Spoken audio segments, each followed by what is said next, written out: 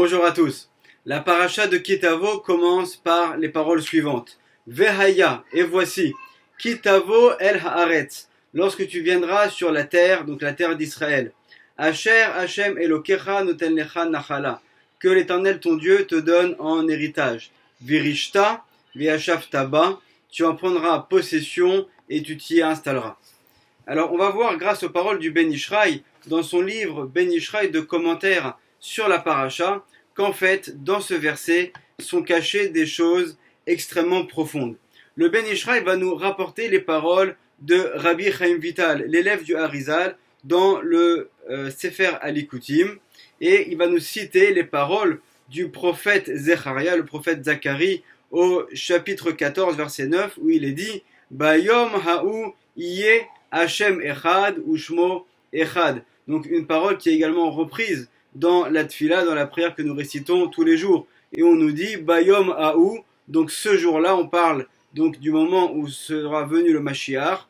Hiye Hashem echad, donc Hashem sera un, ushmo echad, et son nom également sera l'unité. C'est-à-dire que finalement, lorsque le Mashiach va arriver, il va y avoir un dévoilement flagrant de l'unité d'Hachem.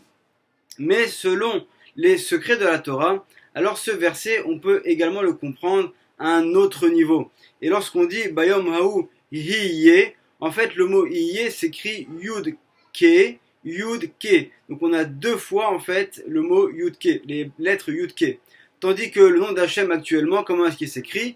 Yud Ke, Vav Ke. Donc le Yud, ensuite le He, ensuite le Vav et ensuite le He. Et en fait, Rabbi Chaim Vital nous explique que ce verset, on peut le comprendre à un autre niveau. Bayom ha'u, donc ce jour-là, le jour où il y aura le dévoilement du Mashiach.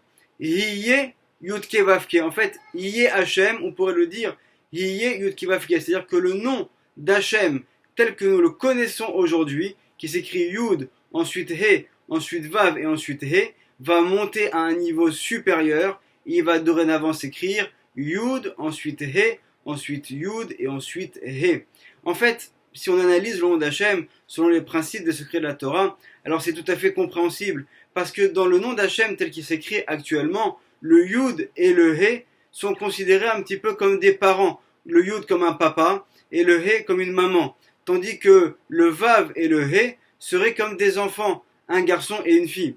Alors qu'au moment où va venir le Mashiach, alors nous allons monter de niveau. Et donc même ces deux dernières lettres du nom d'Hachem, qui sont aujourd'hui en titre de comparaison au niveau d'enfant, le Vav et le He vont s'élever à un niveau supérieur et vont être donc eux aussi Yud et ensuite He. Alors pour comprendre en fait l'importance de ce changement du nom d'Hachem, on va citer les paroles du Ben Ishraï dans son livre Sod Yesharim, qui est imprimé à la fin du livre Rav Pohalim, dans le premier Chelek, à la question numéro 17, où en fait le Ben Ishraï va nous parler de ce qui va se passer une fois que va venir le Mashiach. Alors c'est un texte qui est très long, il faudrait bien Hashem un jour le faire ensemble de manière détaillée mot à mot, mais là on va juste lire un petit extrait de manière à comprendre de quoi il s'agit. Omnam tsarir sheteda, donc il faut que tu saches, nous dit le Ben Ishraï, Kima shekilkel Adam Arishon vechen ma shekilkelu abayim acharav kol echad bifnei atzmo. Donc la faute qu'il y a eu avec Adam Arishon ainsi que toutes les fautes que chacun a fait au cours des générations, en tikun shelaem nishlam kulo kodem biat hamashiach. Donc cette réparation de toutes ces fautes-là, de la faute d'Adam Arishon ainsi que de toutes les fautes qui ont été faites au cours des générations, leur réparation n'est pas complète jusqu'à la venue du Mashiach. Et donc nous dit ensuite le Ben Ishraï qu'il reste certaines parcelles de spiritualité qui doivent être réparées. Et cette réparation ne pourra se faire qu'une fois que vient le Mashiach. Et même lorsque le Mashiach va venir, ensuite le Ben Ishraï l'explique plus en détail, il y aura différentes étapes. Il y aura d'abord une première étape avant la résurrection des morts. Et ensuite, il y aura une deuxième étape après la résurrection des morts, au cours de laquelle nos corps vont redevenir spirituels et on va s'élever dans les mondes spirituels supérieurs. Et ce sont des choses que le Ben Ishraï lui-même dit qui sont totalement hors de notre compréhension. Donc on voit bien qu'il y a un travail spirituel qui est fait actuellement grâce à la Torah, grâce à l'accomplissement des mitzvot, grâce au Maasim Tovim, aux bonnes actions que nous allons accomplir, mais ce n'est pas un tout. Il y a également un complément de réparation qui, Bezrat Hashem, sera effectué sur différents niveaux lorsque viendra le Mashiach. Et donc, en fait, cette transformation du nom d'Hachem, c'est pas juste une explication au niveau des lettres, mais ça vient en fait signifier le changement de réalité qui va avoir lieu au moment où va venir le Mashiach. Le Ben Ishraï va poursuivre dans son commentaire sur notre paracha et nous dire que le nom d'Hachem qui correspond à la période du Mashiach, donc qui s'écrit Yud, ensuite He, ensuite Yud et ensuite He, a pour valeur numérique le chiffre 30. Et on va voir que c'est également en allusion dans plusieurs endroits et notamment au début de notre paracha. Mais avant cela, on va voir déjà une première allusion dans les Teilim du roi David. Dans le Teilim numéro 68, au verset 5, où il est dit « Shiru l'Elohim zameru shemo » chantez à Hachem et célébrez, chantez pour son nom. « Solu la rochev ba'aravot » donc faites des louanges pour celui qui chevauche dans les endroits qui sont élevés, dans les hauteurs. B Yudke, Beya Shemo. Donc son nom est dans les lettres Yud et He. Ve'ilezu lefanav, et soyez heureux devant lui. Nous dit le Ben Ishraï lorsqu'il est dit B Yudke Shemo. Donc son nom est dans le Yudke. En fait, le mot Bet Yud Ke, on pourrait le diviser en deux et faire Bet, dont la valeur numérique est de 2, et Yud Ke. C'est-à-dire que le jour où on va arriver au moment où on aura deux fois Yud Ke, deux fois donc la lettre Yud et ensuite la lettre He, ce qui forme donc le mot Hiye, c'est l'allusion du nom d'Hachem de la période du Mashiach. Alors à ce moment-là, à ce moment-là, vous pourrez donc faire éclater votre joie devant lui. Le Ben Ishraï nous précise que notre situation de joie ne peut être complète qu'une fois que nous aurons eu le mérite d'avoir la venue du Mashiach et la reconstruction du troisième Beth Amikdash. Et c'est la raison pour laquelle ces versets parlent forcément de cela. Et c'est aussi en allusion dans un autre Teilim du roi David, dans le psaume numéro 126, au verset 2, où il est dit « Az yemale sechok pinu » Az, c'est-à-dire à ce moment-là, lorsque viendra le Mashiach, Yemale sechok pinu, la joie va remplir nos bouches. Urshonenu rina, et notre langue va prononcer des paroles de chant, des paroles de louange à Hachem. Az yomru bagoim, à ce moment-là, ils diront, donc dans les nations, dans les peuples, Igdil Hachem, Hachem a agrandi. De quel agrandissement il s'agit? Il s'agit en fait, dans ce contexte-là, nous dit le Ben Ishraï, de l'agrandissement de son nom, du nom d'Hachem, qui était le nom Yudke Vavke, dont la valeur numérique est de 26, et qui va devenir le nom Yudke, dont la valeur numérique est de 30. Donc on voit que lorsque le Mashiach va arriver, il va y avoir un rajout, il va y avoir une augmentation, un supplément, parce qu'en fait on passe à un niveau qui est supérieur. C'est également en allusion dans la Gemara, dans le traité de Baba Batra, à la page 75, au deuxième versant, où il est dit la chose suivante. Amar Resh Lakish. Donc Resh Lakish nous a enseigné. Atid Akadosh Baruchu. Donc Akadosh Baruchu, dans le futur, lorsque viendra le Mashiach, qu'est-ce qu'il va faire? Il va aller Osif à l'Irushalayim. Il va apporter des suppléments, des ajouts pour la ville de Jérusalem. Et donc ensuite on nous décrit de quoi il s'agit. Il va y avoir des suppléments au niveau des jardins, des suppléments au niveau des tours, au niveau des bâtiments, des bâtisses qu'il y a à Yerushalayim. Tout va aller en augmentant, à tel point que ça va être même encore plus grand que la ville de Tzipori à l'époque du Talmud, qui était à ce moment-là une ville d'une grandeur vraiment énorme. On nous décrit ensuite dans la Gemara que dans la ville de Tzipori, il y avait 180 000 marchés où on vendait différents aliments.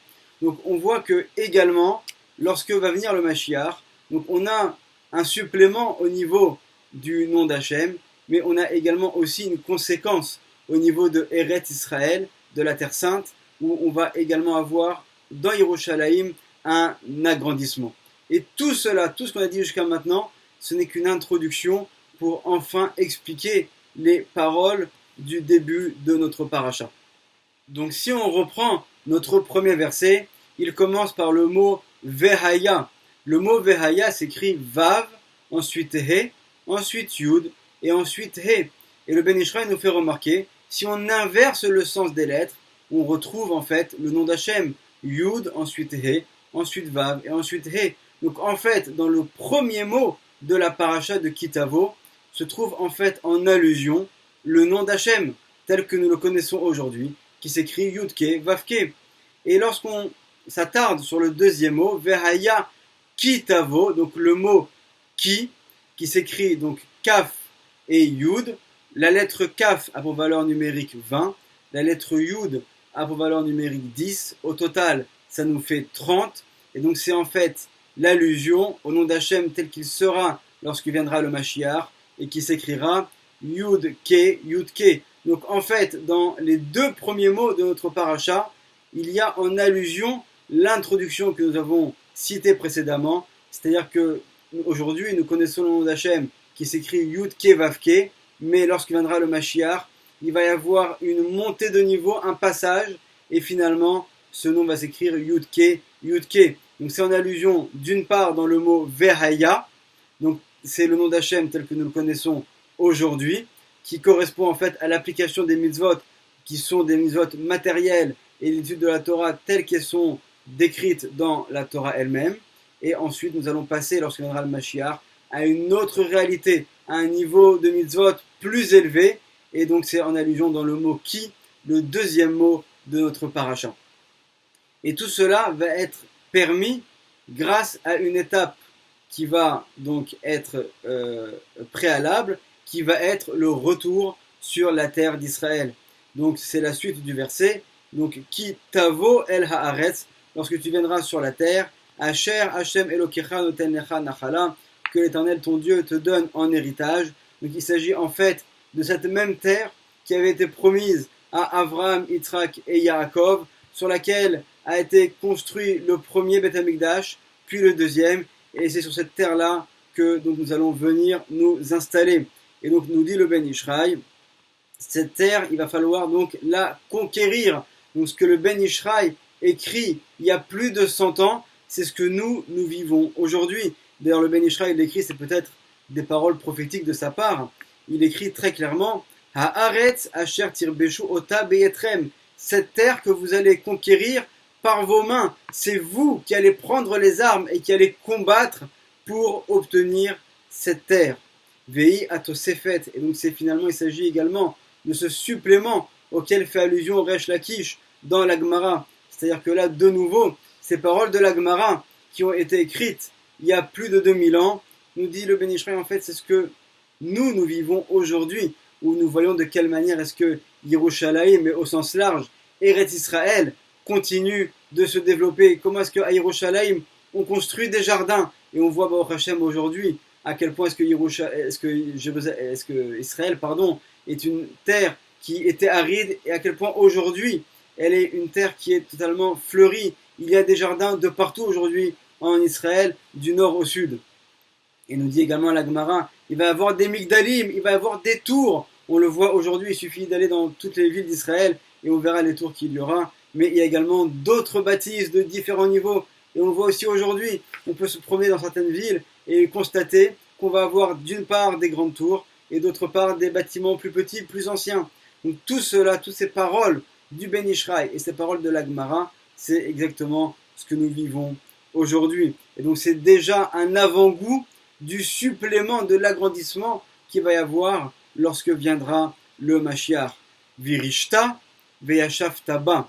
Et donc tu vas donc en prendre possession, veyashav taba, et tu vas y demeurer, tu vas y installer, mais sous-entendu de manière définitive. Parce qu'en fait, cette étape que nous vivons actuellement, ce n'est que le prémisse, d'ailleurs notre paracha parle des prémices, ce n'est que le prémisse pour l'étape suivante, qui va être la venue du Mashiach, qui va être finalement cette vie éternelle qui va arriver lorsque viendra le Mashiach et que nous mériterons de voir la reconstruction du Beth Amikdash.